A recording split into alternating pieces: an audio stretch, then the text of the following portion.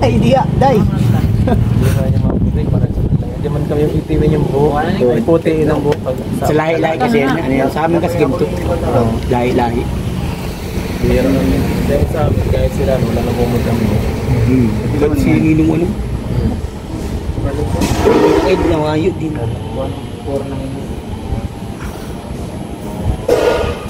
Buti ka at makapal ang buhok mo, kuya. Makapal ng buhok. Kapal nga ulit, dati medyo naganda yun. Manipis ano? Kapal ulit. Anong ginagawa lang ako pati? May sekreto. Ano? Ay, alam ko na yan. Huwag ka may stress. Stress. Pag nag-i-stress ba na nanipis ano? Ibig sabihin, stress ka lang apido. Yes. Stress Lalo siya. kong iniisip ay. Yan yung iniisip, guys. Kasi maganda pa to, makapal pa yung likod eh. Ilan ang iniisip mo ba Ha? Ilan? Ang Iniisip? Isa lang. marami. Isa vlog ko. Ay, di ba pa? Hindi ka nagka-vlog ata. Wala. Vlog. Siguro sa 12 days, 3 upload lang ako. Bagsak nga ako.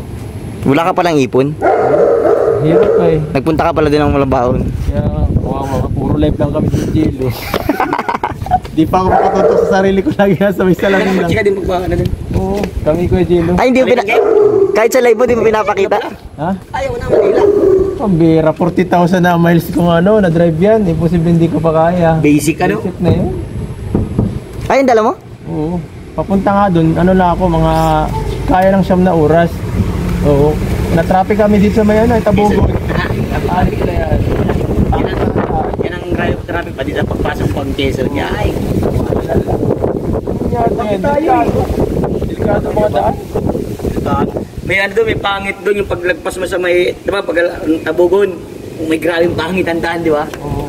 Talagang parang ano na talaga, humps na sunod-sunod eh. Ganito pala lang yun. Delikado. Dapat bro. Mamahit na si Edo, kailangan ng lutuan ito. Ha?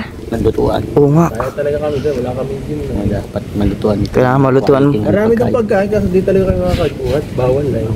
Kailangan daw. Kailangan mo siyang lutuan, guys. Sarap. Dapat ano.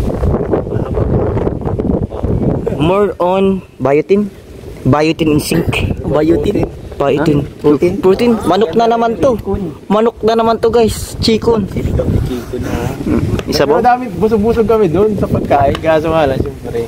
Sa tiyan naman nakalaki eh. Hindi naman kung saan. Hindi naman nagbubuhat sa sa Jilo nga, tumama si Kuya Jilo doon. Relax kami doon. Hindi, si Jay, nagbabiyahe pa lang ata yun. Andyan na, kasama namin kahapon. Ay, sa bagay nagluto. Ano pala? O di, paano sa motor niya? Nasa bahay, kagabi. Na doon na nilagay yung ano, bago kami umalis.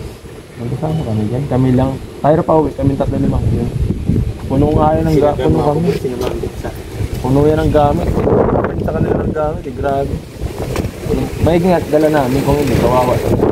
Pagod din kasi galing kayong movements. Ikaw rin nga, Prab, grabe, 1 buwan yata wala dito. Sumbuan. Sa dahit na lang. Sa ano yan? Sa Giselles. Giselles. Malapit ang ano, parking sa harapan, baga. Grabe, 1 buwan si Kalinga Prab na wala. Kaya nga. Ano? Sumbuan. April, 12 days. Grabe, 3 weeks na nawala. Ako 2 weeks, halos. Tagal eh. Yung pinakamatagal na bakasyon namin. Pinakamatagal sa lahat ng mga pagbakasyon namin. Boring pa, sa bahay lang ay hanip na yun. Punta ko doon, may lagnat ako. Nilagnat ako na hawaan ako agad. Si Nino, may naarap po. May nag-uubo sa likod ko. Matik na to. Pagkano ko doon, pagbawang ko ba ng ano, sama ng pakiramdam ko. Diretso ako doon sa pinsan ko.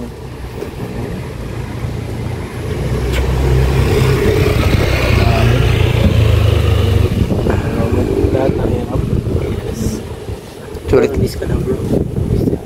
Miss ka daw. Miss ka.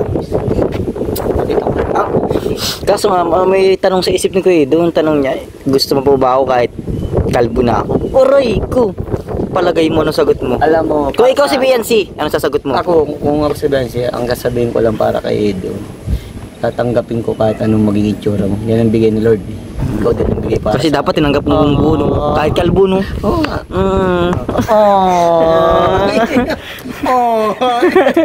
Grabe. Siyempre, sabi naman ni Kalinga Pedro, para matanggap natin ang isa't isa, magpakalbo ka rin BNC. Uy, may nangyayaring ganyan. Di ba? Really? Ano yun yung sa ano? Pinapanood ako niyan.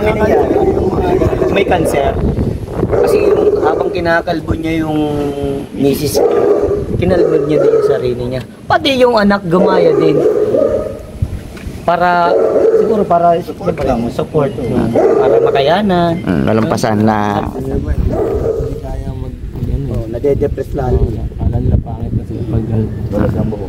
Kasi ang nangyayari kasi kung naging kalbo ka, hindi yung parang bumababa yung Confidence. Confidence sa sarili mo. Ang bag niya sa ating confidence sa buhok. Yan nga, dapat yung pinaglalaban sa kongreso, yung estudyante, dapat huwag nang gugupitan yung estudyante.